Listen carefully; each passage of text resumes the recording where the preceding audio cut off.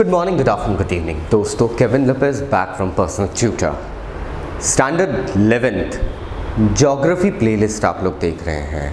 Chapter है chapter 8, that is composition and structure of atmosphere. इसमें जो लास्ट टॉपिक है चैप्टर का, that is structure of the atmosphere. हमारा ये जो एटमॉस्फेयर है, जो वातावरण है हमारी प्लैनेट अर्थ के आसपास, उसमें बेसिकली क्या लेवल्स होती है, उसका स्ट्रक्चर कैसा है। हमने गैसेस के बारे में बात कर ली, वाटर वेपर के बारे में बात कर ली, we have even discussed about the dust particles.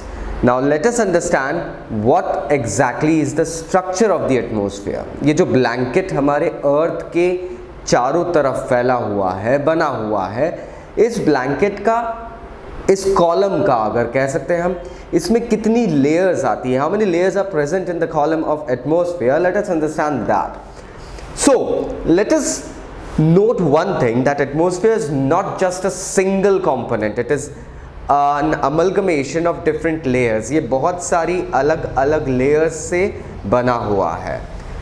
इनकी डेंसिटी और टेम्परेचर बदलते रहते हैं। लोअर एल्टीट्यूड्स पे देखा जाए तो डेंसिटी ज़्यादा रहती है, टेम्परेचर ज़्यादा रहता है। हायर एल्टीट्यूड पे it actually keeps on diminishing, कम होता रहता है। अब डेंसिटी जैसा मैंने आपको बताया, हायर एल्टीट्यूड हाई रहती है लो एल्टीट्यूड पे, एंड लो रहती है हाई एल्टीट्यूड्स पे। बेसिकली अगर हमें एक स्ट्रक्चर या चार्ट वाइज समझना है, so let us understand that atmosphere is made up of 5 prime layers. अब ये 5 लेयर्स हैं जिसमें we shouldn't be taking troposphere and tropopause together because they just comprise a single layer. Now troposphere basically सबसे नीचे वाली layer है हमारे अर्थ पे। जो एटमॉस्फेयर प्रेजेंट है उसमें जो लोअर मोस्ट लेयर है, and probably the most important for all biological like changes, biological activities जितनी भी होती है हमारे यहाँ पे, life organisms related activities, troposphere is responsible. Average height अगर देखें तो इसकी 13 kilometre from the surface of the अर्थ रहती है। पोल्स पे ये एवरेज इसलिए कहा क्योंकि ये कहीं कहीं अलग होती है। पोल्स पे the height extends up till 8 kilometres, and equator पे almost goes up as high as 18। तो 8 और 18 के बीच में जो एवरेज निकालते हैं, that comes out to be 13। ये 18 किलोमीटर तक इसलिए चले जाता है इक्वेटोरियल रीजन्स में क्योंकि जो हीट करंट्स होते हैं विंड के साथ में, they actually tend to raise the gases and components and all, so that's why. इसके मेजर कंपोनेंट्स अगर हम देखें तो डस्ट पार्टिकल्स और वाटर वेपर है। Now these are the main 2 components that actually go ahead and affect the climate, topography or weather conditions at the earth। हम जो ये गर्मी, ठंड, ये सब हम ऑब्जर्व करते हैं, हम लोग फील करते हैं, that is just due to the change in the level of dust particles or water vapor in the troposphere। This is probably troposphere की जो अगर हम देखें टेम्परेचर चेंज कैसे होता रहता है, तो पर 165 मीटर, दिस इज अप्रॉक्स और कैलकुलेट करा गया है, पर 165 मीटर की हाइट पे 1 डिग्री सेल्सियस का टेम्परेचर डाउन होता रहता है। मतलब सबसे नीचे ज़्यादा गर्मी रहती है और ऊपर थोड़ा ठंडा रहता है। If you people would have gone ahead and climbed up high rise residential और कमर्शियल बिल्डिंग, आपने देखा होगा हाइट पे जाने पे सडनली हवा तेज़ लगती है, ठंडक का एहसास होता है, थोड़ा प्लेजेंट होता है। लोग क्यों हिल स्टेशंस पे जाते हैं गर्मी से बचने के लिए, छुट्टियां बिताने के लिए, because they usually go ahead and want to feel some pleasant climate around them. Who doesn't like it? I do that. Tropopause is the part between the troposphere and the stratosphere. ये यहाँ पे भी आपको temperature का काफ़ी change मिलेगा। Tropopause equator पे -80 degree Celsius का टेम्परेचर लेकर जाता है, तो पोल्स पे -40 डिग्री हो जाता है। यहाँ पे टेम्परेचर कांस्टेंट रहता है। It's just a layer between troposphere and stratosphere. अब स्ट्रेटोस्फेयर आता है। स्ट्रेटोस्फेयर बेसिकली 50 किलोमीटर्स की हाइट तक एक्सटेंड होता है हमारे अर्थ के एटमॉस्फेयर पे, मतलब लाइक 13 किलोमीटर से शुरू होकर 50 किलोमीटर के बीच का जो एरिया है that is called stratosphere. Prime importance इसकी ये है, like airplanes, aircrafts and all usually इस हाइट पे टच करके यूजुअली उड़ते हैं।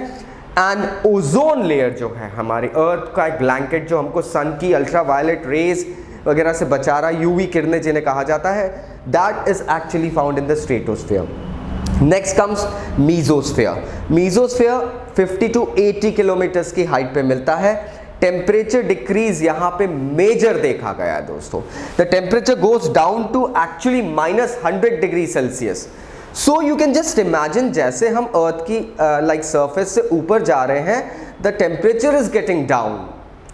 Thus astronauts need to have those special kind of space suits, you know, those grumpy packets in which they are packed.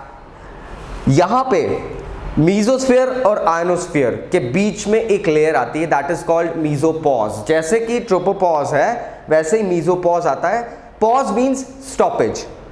So mesopause आ जाता है यहाँ पर, एंड देन मीजोपॉज के बाद में आती है एक important layer that is known as ionosphere. ये लेयर अर्थ की सरफेस से 80 किलोमीटर ऊपर से शुरू होकर लगभग 400 किलोमीटर तक जाती है। Now this is a blanket that actually covers. इसके अंदर सबसे ज्यादा इलेक्ट्रॉनिकली चार्ज्ड पार्टिकल्स हमें मिलते हैं, दे आर कॉल्ड आयंस, इसलिए इस लेयर का नाम आयनोस्फीयर रखा है। एंड पूरी दुनिया के जितने भी रेडियो कम्युनिकेशंस हैं, वायरलेस कम्युनिकेशंस हैं, दे एक्चुअली, इवन आपका मोबाइल फोन जो अभी आप लोग देख रहे हैं उसके अंदर जो सिग्नल्स आ रहे हैं, they are reflected back through the ionosphere. Ionosphere के इलेक्ट्रिकली चार्ज्ड पार्टिकल्स से ये रेडियो वेव्स जाके टकराती हैं and then they come back. इस तरीके से हमारी अर्थ पे कम्युनिकेशन मेथड चलता है। So now you know how important is ionosphere. अब इन सारी लेयर्स के बाद में एक लेयर आती है जिसके बारे में हमारे साइंटिस्ट्स को काफ़ी कम पता, because they are mostly interested about the troposphere and stratosphere. Maximum studies जो बायोलॉजिकल एक्टिविटीज़ के हिसाब से करी जा रही है, they are conducted upon troposphere and stratosphere. एक लास्ट लेयर आती है जिसके बारे में हमें ज़्यादा कुछ पता नहीं है, we haven't studied about it, but yes that extends up till 1000 kilometres my friends, and that is known as exosphere. Exosphere is the outer most blanket of the earth.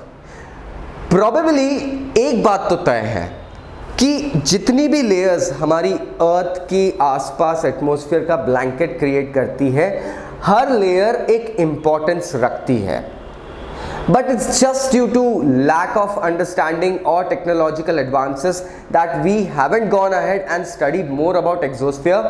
But scientists are really assured that this layer too has some of the benefits, or else it wouldn't have been there.